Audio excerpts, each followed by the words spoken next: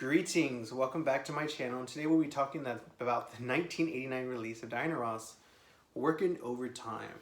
Now there comes a time in every career that there is a major slump, whether in success or just critical acclaim or both. And I would argue that that was the time of Workin' Overtime for Diana Ross.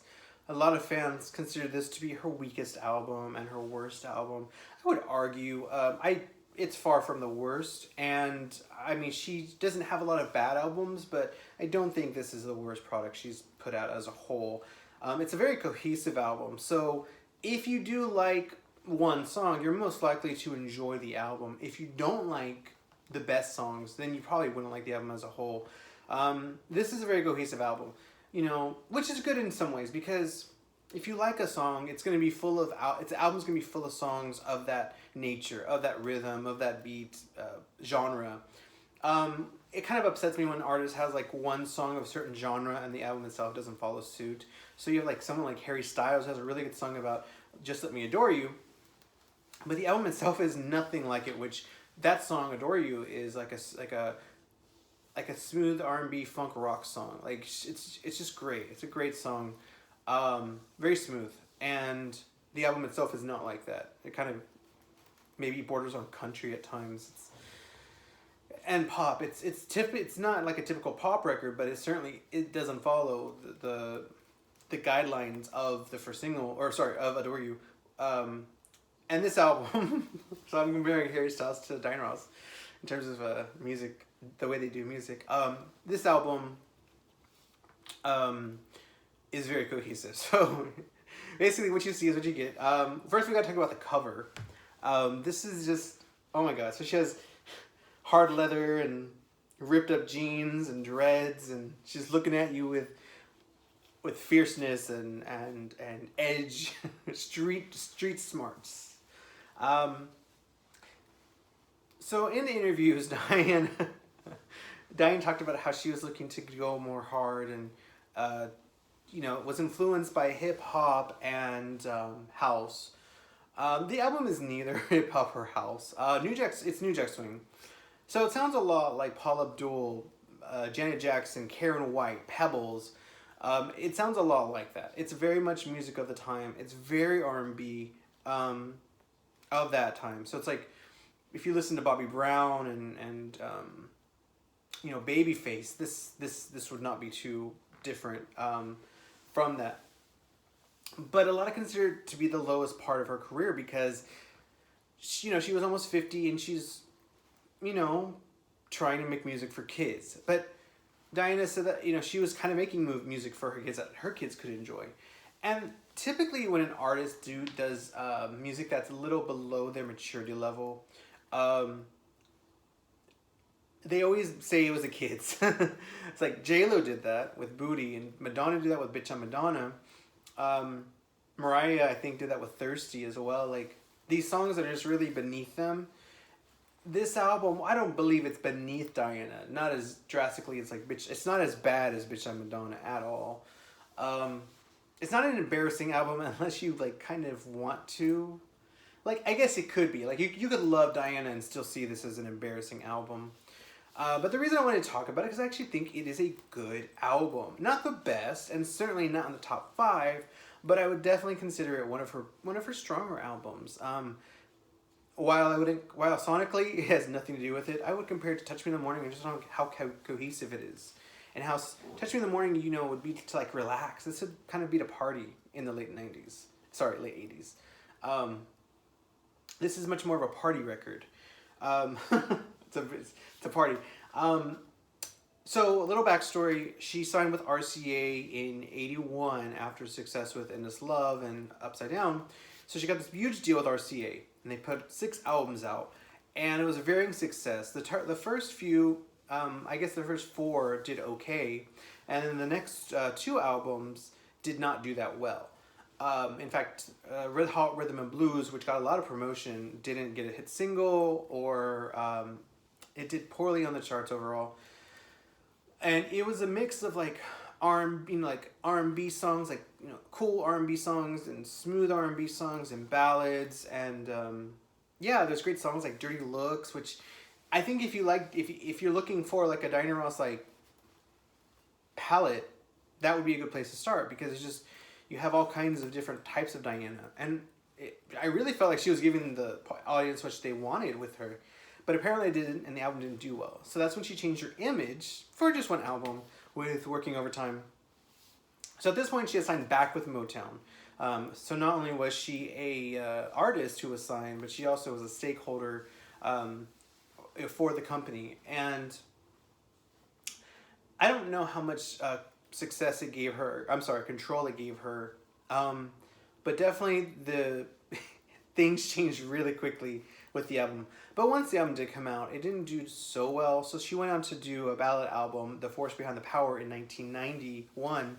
And then in 95, she took Take Me Higher, which is a mix of house music, R&B, R&B songs, and then pop ballads, and a little Latin twinge here and there, jazz elements. Take Me Higher is a very strong album. In fact, I'd say it's her strongest overall. One of her best, for sure. And then she had Every Day's a New Day on Motown, which is another mix of like smooth R&B with pop ballads and dance songs. Not as strong, but definitely has amazingly strong songs like Not Over You Yet and So They Say. So Motown gave her 4 albums after she had left them and came back. And this is not the weakest of the bunch. So there's only 4. And I think that Force Behind the Power is actually a worse album than this, because at least here she's having a little fun. Force Behind the Power is a lot of pop ballads. And I feel like she was like, okay, I get it. You want me to go in the opposite direction of this urban character, but like urban edgy R&B. I get that. So you're gonna do an 80, but they really just went with a bunch of pop ballads, and they're not bad songs. It's just they're among her weakest. They don't take any risks whatsoever. This album took risks. Not a lot of risk. I mean, obviously it was music of the time, but for someone to be like, you know what, I'm gonna try that. You know, you might see it as desperate. I see it as taking a risk and having fun with your career. The album is typically edgy R&B, like New Jack Swing, but there are some outliers. It's mostly done by, the album was produced by Nile Rodgers, and he mostly wrote most of the songs. There are some other collaborators, and Nile had worked with her on Diana, her 1980 album, where she did like Upside Down, Tenderness, I'm Coming Out, My Old Piano, and then my favorite is Give Up. Nile was part of Chic, and when he went solo, he produced Diana for Diana Ross, and then he did like a Virgin. He also worked with David Bowie and like Duran Duran. He did an album with Grace Jones, and this was his return with Diana, which is weird because they had a falling out. The mix that he proposed, that he produced, she didn't feel it's gonna work, so she went behind his back and she mixed it again with an assistant, and they redid like a lot of the vocals and such. So the finished product released to the public was not what Chic had done. Like, it was changed a little drastically. So I thought they had a falling out, like to the point where they weren't going to work again, and based on like just reading history. But yeah, they did get together again for Working Overtime. He produces the album as a whole, and I will say this: it's a good album, but I feel like Nile is much better at disco than New Jack Swing. You can definitely tell he's a little out of his element here. But I like the album, like I said. So let's get into the songs. The first one is Workin' Overtime, which is the title track. It was the first single, went to number 3 in the R&B charts, had no success on the pop charts, and the album itself, by the way, only went to number 116 on Billboard 200. Now, back in '89, that wasn't as bad. I mean, there was still some physical sales, so it might have sold, like, I think maybe like 50,000 copies. You can find this anywhere, by the way. You can find this at any record store. It's extremely... And, like, I've even found, like, new unopened copies at actual, like, new record stores. Like, stores that only sell new items. I've seen this. And it's all original because nobody bought it and they printed them. They probably thought it was going to be a big success. Maybe it was supposed to go gold, and... Either way, it's a good, easy find. Working Overtime... Really... I think it introduces you to the album, but not the best way, because it's definitely that New Jack Swing like R&B hip-hop-ish song, but there's something. It's very like punchy. The vocals are working overtime. Like it's definitely not as fun or funky as she's been. It's very fierce but hard. It's there's something elegant about it. And it's not the catchiest song on the record. Actually, Motown wanted her to release Bottom Line as the first single, and she chose to do Working Overtime, and I guess she won. I wonder how that works. Like, does she go in there and say, no, I think we're doing this, and then does she explain it? I mean, are there threats made? I mean, like, if a singer-songwriter or a singer wants to release a song first, someone like Diana Ross, like, do you listen to her? Or is there someone who's kind of like, no. Like, obviously she picked Working Overtime, which is a good song. You can find it easily, like, on Gray's hits albums as well. So it was one of her more known flop songs because it wasn't a big hit. It's a good song. It's just not my pick for an album opener or a first single. Next song is Say We Can. This is the start where she kind of goes out of her comfort zone in terms of her pitchy voice. Like, it sounds a little coarse at times because she's just going for that. And they don't have a lot of filters on her voice. It's very raw. Say we can. Like, it's just, it's just very strained at times. But it's a good song. A little weaker than Working Overtime. I like it. It's just, it definitely fits the album, and it's a strong song, but it's not the best. It's a pretty good album once we get going, but I'm not a big fan of the first three songs. And the third song is Take the Bitter with the Sweet, which that's a song about, like, let's say you're in a relationship and there's gossip. And, like, I guess you're saying to your partner, hey, you gotta take the bitter, the gossip, with the sweet, which is what we have. Pretty good song. Again, it's a little loud. It's a little abrasive. Not the best song on the album, but I do like it. It's a good song. Definitely want to check out, as I say. Next song is Bottom Line. Now, all these songs are like New Jack Swing R&B, by the way. So it's like, just imagine like Paula Abdul, Janet Jackson, Karen White, Pebbles. Just imagine that and you get the idea of the sound. Bottom Line is one of the best songs on the album. It's a lot smoother, and she stays in her vocal range. She's not straining. She's not doing anything like that. Very cool, laid back, swift, just fun sound. One of my favorite songs on the album. Probably the second favorite. Really catchy. Just a good, catchy song, and a lot more classy than like Working Overtime. Definitely doesn't slap you in the face with her new sound. It's kind of like a midway through, like, if you like Dirty Looks, this one takes it a little bit further, but it's not a major step the way that Working Overtime and Take the Bitter with a Sweet are. Oh my god, Take the Bitter with a Sweet. Next song is This House, which is a like ballad, I'd say like Quiet Storm type song. Definitely one of the strongest songs. I actually didn't like this song for 20 years. I guess I just slept on it and didn't check it out enough. Even if it's a video. It's actually a really good song. It's very vulnerable. Her voice, she does a really good job portraying that vulnerability. It's really well done. One of her most beautiful songs, actually. And it's written by Nile Rodgers, who produced it as well.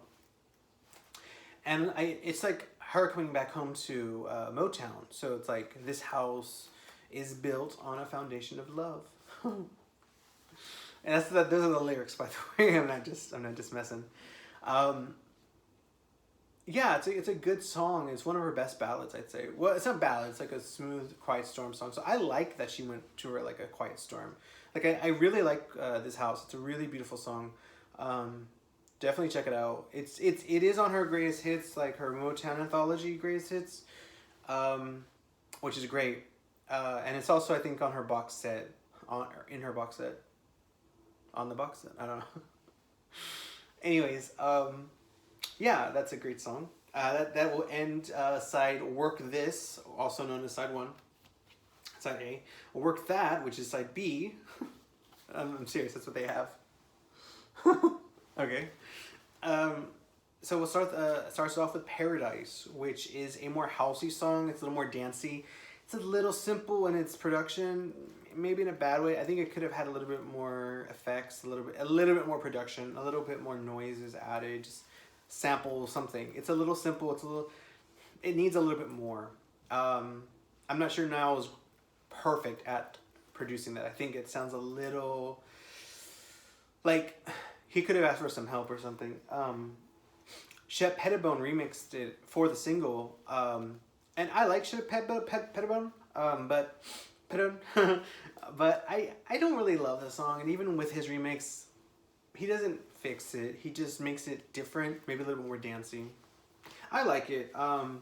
It's one of the weaker songs on this side. I mean, this again, it's not a perfect album. I mean, there's some duds, but I do like Paradise. It's a good song, and it's a good single choice. I just would have picked it maybe. I would have had a better video. The video's cheap. It's like her live, but then they have like these little squiggly things. Yeah. Anyways, next song is Keep On Dancing. This song is about how in life we can go through pain and suffering and depression and all that, but to keep on dancing, like keep going, be strong and have fun, enjoy life. It's a great album. I'm sorry, it's a great song. It's very housey, like piano house and like late 80s, early 90s piano. It's a fun song. I mean, it's not my favorite on the album. It's my favorite on the album. No, it's a great song. It's just not the best on the album. It definitely goes with Paradise and like that more late 80s house music as opposed to like the rest of the album being mostly New Jack Swing. So it's not as New Jack Swing. But yeah, it's a good song. Next song is What Can One Person Do? That's a really hard sentence to say. What can one person do? Because you would really say what one person can do. But either way, I like that song. Again, it's a little punchy, and the vocals are a little out of her comfort range. By the way, I'm a super fan of her voice. I think she's very versatile. I think she has range. She can go low, she can go high, she can do jazz, she can do pop, she can do R&B, soul, disco, rock. I think she can belt, definitely. She has an extremely powerful voice. But on this album, she just really goes off the, like, she goes out of her comfort zone of what she's capable of doing. And that's not always a bad thing, but I feel like they kind of just force it. It's forced in the album. I don't think these songs were necessarily written with her in mind, although they may have been. But it certainly doesn't sound that way in terms of her vocal delivery. She does her best. She does her best, and it's not bad. It's just, you know. So what can one person do? It's kind of hard to say. That's a song about, like, you know, giving back to the world and such. It's a little bit more like a R&B, like laid back. It's a little less rough as the rest of the album. It's not a ballad, but it's definitely like a more laid back song. Really catchy. Has a da na na na na da na na na na, like really catchy, and then they have a very punchy, like, what one person do. It's very punchy. It's a very punchy album, and it's also a very like smooth, fun song. I don't know. It's a lot of things at once. It's a great song. Going Through the Motions is probably my favorite song. That's number 9. It's a catchy song, laid back, fun, dancey.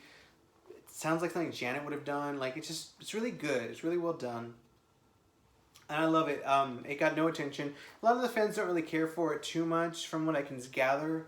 I think it's a great song. Definitely the strongest on the album. And it's about a relationship. Like, she's questioning this, like, where they are, and you know, what they mean, and how, like, they're going through the motions. They're just, it's like fan service. It's what do you call it? Just simple.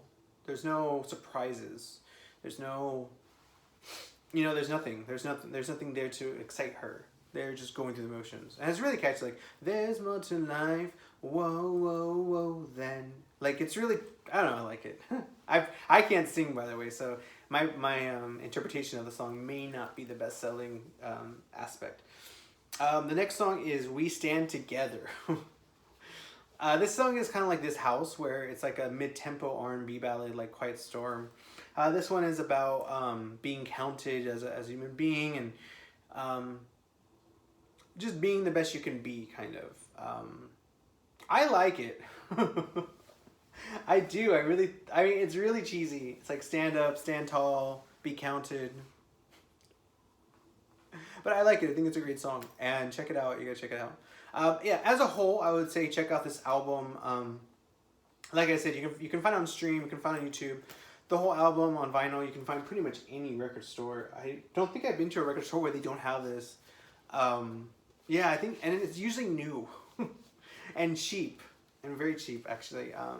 Usually it's one of her discounted records, but I think it's good. I mean, I think they're trying to make, because they're releasing in stores like unused copies. So I'm like wondering, are they trying to make it look like a retro thing? Like, oh cool, like check this out, kids, the new kids, you know, like, I don't know.